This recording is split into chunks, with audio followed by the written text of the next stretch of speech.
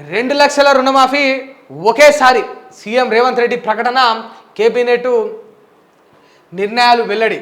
విధి విధానాలపై త్వరలో జీవో. రైతు భరోసాపై డిప్యూటీ సీఎం బట్టి అధ్యక్షతన కేబినెట్ సబ్ కమిటీ.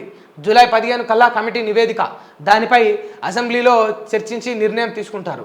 గత ప్రభుత్వం 2 టర్ముల్లో చేసిన రుణమాఫీ మొత్తం 28,000 కోట్లే. 4 విడతల్లో రుణమాఫీ అంటూ రైతు ఆత్మహత్యలకు కారణమైందని ఫైర్. జనాలందరూ కూడా ఒకటి గమనించాలి. వాస్తవానికి ఇన్ టైంలో రేవంత్ రెడ్డి గారు ఏమన్నారు, ఒక టైం చెప్పారు, 9 అన్నారు, 9 తారీఖు అన్నారు, తర్వాత 100 రోజులు అన్నారు, చెప్పి రైతు రుణమాఫీ చేస్తా అన్నారు. ఒక్కసారి ఆ టైంలో కంప్లీట్ కాకపోవడం వల్ల చాలామంది ఏమన్నారంటే, అయ్యో అయ్యో దేవుడా దేవుడా రేవంత్ రెడ్డిని నమ్మినాం, మోసపోయినాం, నిండముంచిండు అన్నారు. వాస్తవానికి బ్యాంకు రేవంత్ రెడ్డి గారు అన్నట్టు 9 తారీఖులోపే బ్యాంకు గడువు పూర్తి చేయలేదు. రేవంత్ రెడ్డి గారు అన్నట్టు 100 రోజుల్లోనే బ్యాంకు గడువు పూర్తి చేయలేదు. దానికో మినిమం టైం అని ఉంటుంది. ఆ టైం వరకు కూడా రైతులకు ఎటువంటి ఇబ్బంది లేదు. వీళ్ళు రుణమాఫీ తెచ్చుకున్నప్పటి నుంచి వెళ్ళి బ్యాంకు 6 నెలలు 6 ఏడాది వరకేమో టైం ఇస్తుంది కదా, ఆ టైం వరకు కూడా రైతులకు ఇబ్బంది ఏమీ లేదు.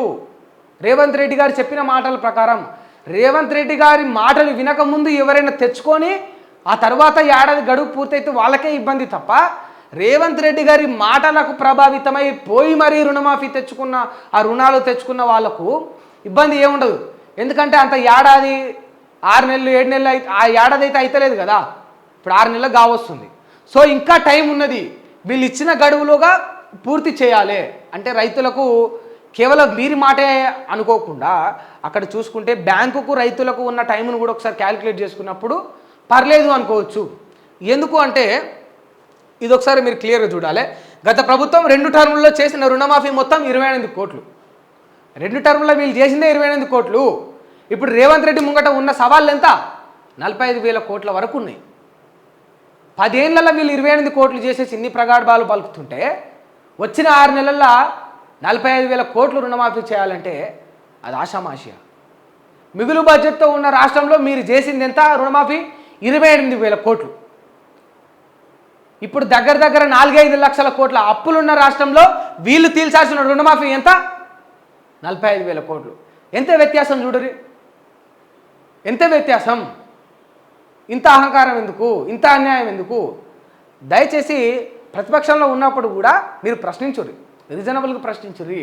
ఇప్పుడు మీరేమంటారు సింపుల్గా, రేవంత్ రెడ్డి 9 తారీఖు చేస్తా అన్నాడు, రేవంత్ రెడ్డి 6 నెలలు చేస్తా అన్నాడు, ఇంకా వేయలే అంటే 10 ఏళ్ళలో నువ్వేం చేసినావు? 10 ఏళ్ళలో రుణమాఫీకి సంబంధించి నువ్వేం చేసినావు? కేసీఆర్ మంచి చేసినప్పుడు మంచి చేసినాడని మేము చాలా క్లియర్గా చెప్పినాం. రుణమాఫీ విషయంలో మాత్రం కేసీఆర్ అంత గొప్పగా అయితే ఏం చేయలే. రుణమాఫీ విషయంలో కేసీఆర్ అంత గొప్పగా ఏం చేయలే. నిజంగా రైతులు చచ్చిపోయినరు, రుణమాఫీకి సంబంధించి ఆత్మహత్యలు చేసుకున్న వాళ్ళు ఉన్నారు, బ్యాంకులు వాళ్ళ భూములను వేలంలో పెట్టిన భూములు ఉన్నాయి, వేలంలో పెట్టినప్పుడు దుక్కి దుక్కి ఏడ్చిన రైతులు ఉన్నారు. అప్పుడేమైనాయి ఈ నోర్లన్నీ కూడా? అప్పుడేమైనాయి? 10 టర్ముల్లో మీరు చేసిన 28,000 కోట్ల రుణమాఫీకి మీరు ఇంత గొప్పగా చెప్పుకుంటా ఉన్నారు కదా 10 సంవత్సరాలలో 2 టర్ముల్లో. మరి 6 నెలల్లో ఇప్పుడు కానీ వీళ్ళు 45,000 కోట్ల రుణమాఫీ చేస్తే శభాష్ అని ఎవరైనా మెచ్చుకుంటారా? మెచ్చుకోరు, విమర్శిస్తారు. మళ్ళా 9 తారీఖు అన్నావు, 100 రోజులలో అన్నావు, అదన్నావు, ఇదన్నావు, అంతే విమర్శ. ఇప్పుడు ఏం చేయాలంటే రాజకీయంగా విమర్శలు చేయాలి, ప్రతిపక్షం అనేది బలంగా ఉండాలి. కానీ అట్లీస్ట్ పనులు మంచిగా జరుగుతున్నప్పుడు ప్రోత్సాహం కూడా ఇవ్వాలి, జనాలకు కూడా సంతోషం అనిపిస్తుంది. ఎందుకంటే మీరు కొట్టుకునే దాంట్లోనే సగం టైం గడిచిపోతూ ఉన్నది. ఇక్కడ ఓ 5 ఏళ్ళు ఏమో పాలన ఉంటే 2.5 ఏళ్ళు కేవలం దుమ్మెత్తి పోసుకోనికే ఒకరి మీద ఒకరు, దానికే సగం గడిచిపోతూ ఉన్నది. వీళ్ళు ఇప్పుడు మాట ఇచ్చిండ్రు 15 కల్లా ఖచ్చితంగా పూర్తి చేస్తాం, ఆగస్టు 15 కల్లా అని చెప్పేసి రేవంత్ రెడ్డి గారు స్పష్టం చేసిర్రు.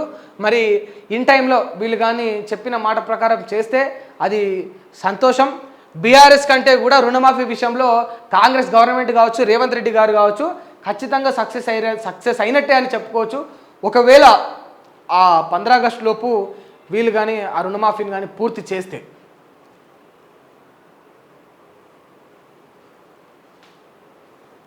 అర్హులకే రైతు భరోసా, రైతు బంధుపై జనంలో రకరకాల చర్చలు జరుగుతున్నాయి. రోడ్లు, కొండలు, గుట్టలు, రియల్ ఎస్టేట్ భూములు ధనికులకు ఇస్తున్నారని చెప్పుకుంటున్నారు.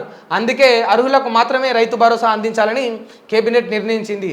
దీనిపై విధి విధానాల కోసం డిప్యూటీ సీఎం బట్టి విక్రమార్క అధ్యక్షతన కేబినెట్ సబ్ కమిటీని నియమించాం.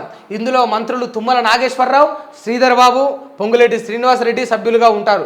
ఈ కమిటీ జూలై 15లోగా అందరితో చర్చించి ప్రభుత్వానికి నివేదిక అందిస్తుంది.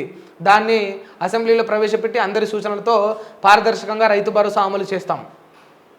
మొత్తానికి ఇక రైతు భరోసా అమలు చేస్తారట. కాకపోతే అర్హత ఉన్న వాళ్ళకే, ఎవరికి పడితే వానికి, చెట్లకు పుట్లకు పెట్రోల్ బంకులకు కొండలకు వీటికి రైతు భరోసా, ఈ యొక్క రైతు బంధు అనేది ఇక రైతు బంధు కాస్త రైతు భరోసా అయింది. ఆ రైతు భరోసా అనేది రాదు అని చెప్పేసి ఇక రేవంత్ రెడ్డి గారు ఇక్కడ చాలా స్పష్టం చేస్తూ ఉన్నారు.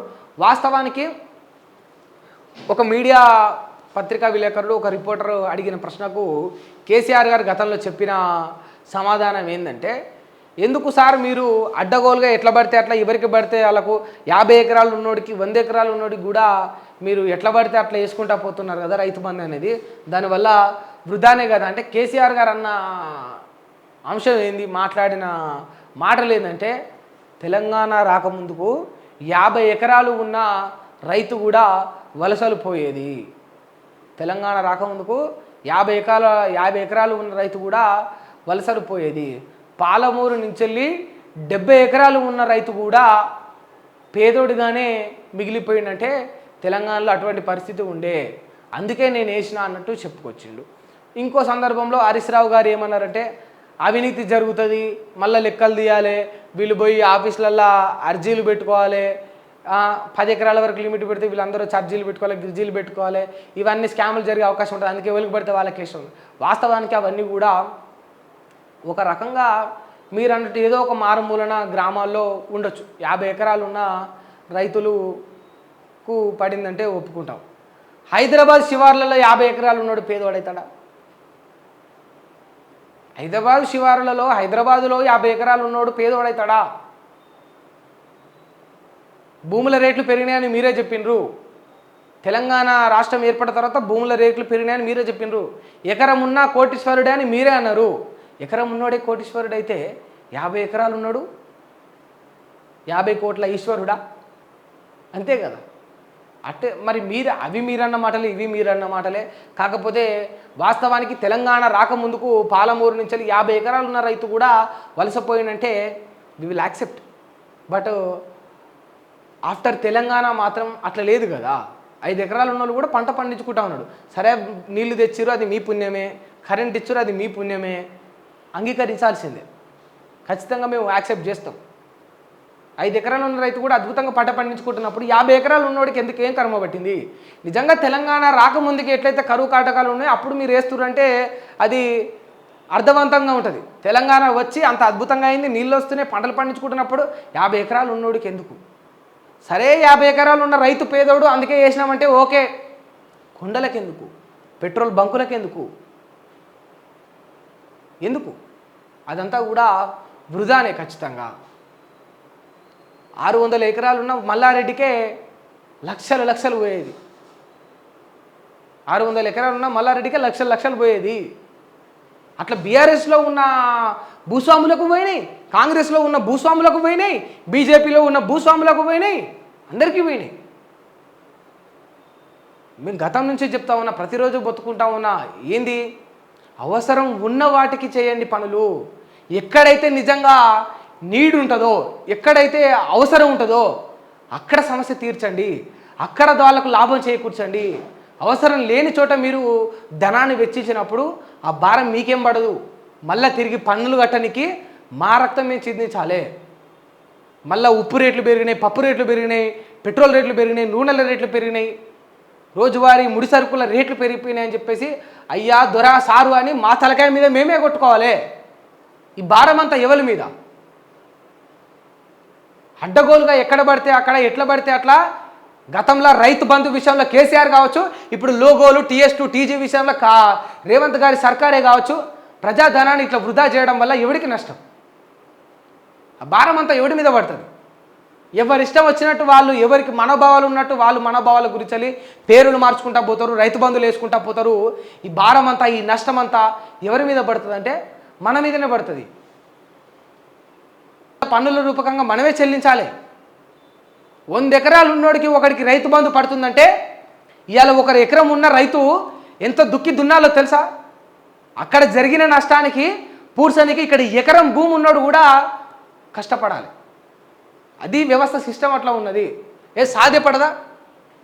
నిజంగా సాధ్యపడదా? కేవలం ఇప్పుడు వీళ్ళెట్లా డిసిజన్ తీసుకున్నారు, అర్హత ఉన్నవారికి రైతు భరోసా ఇస్తాం అని. ఇగో రోడ్లు, కొండలు, గుట్టులు, రియల్ ఎస్టేట్ భూములు ధనికులకు ఇస్తున్నారని చెప్పుకుంటున్నారు. అందుకే అర్హులకు మాత్రమే రైతు భరోసా ఇస్తాం. ఇక వీళ్ళందరికీ ఇయ్యారని వీళ్ళు స్పష్టంగా చెప్పిండ్రు.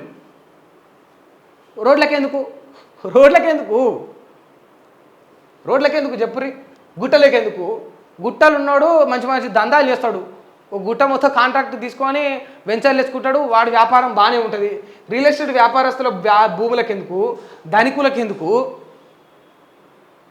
వద్దు కదా, వద్దు. అటువంటి పాలన వద్దు. దానివల్ల ప్రజలకు ఉపయోగం లేదు. అవసరం ఎక్కడ ఉంటుందో దానికి అవసరం ఎంత ఉంటుందో అంతే చేయండి పాలన, అప్పుడే బాగుంటుంది. అది ఎవరైనా కావచ్చు. దయచేసి గమనించాలి ఈ అంశాలన్నీ కూడా.